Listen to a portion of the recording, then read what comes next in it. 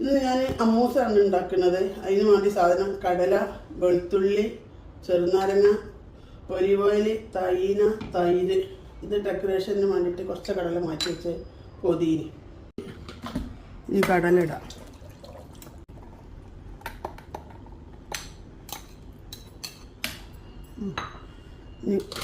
വെളുത്തുള്ളി ഇടുക, ചെറുനാരങ്ങ പിരിയുക. ഞാൻ ചെറിയ നാരങ്ങ ആയതുകൊണ്ട് വന്നത് കണ്ടെടുത്ത് വരും.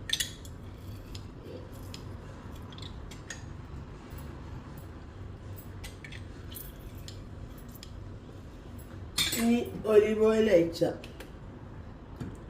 ആവശ്യത്തിന് ഇത്ര ഒലിവ് ഓയിൽ അയക്കണം. ഒലിവ് ഓയിൽ കുറച്ച് കൂടുതൽ വേണം.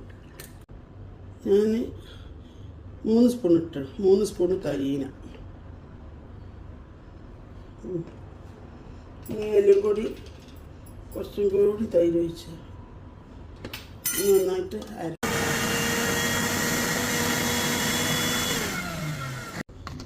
ഒരു 1/2 സ്പൂൺ ഉപ്പ് കൂടരുത്. അങ്ങനെ നമ്മൾ അമ്മൂസ് റെഡിയായി. അതിൻ്റെ മേലെ കുറച്ച് ഒലിവ് ഓയിലും കൂടി ഒഴിച്ചു കൊടുക്കണം.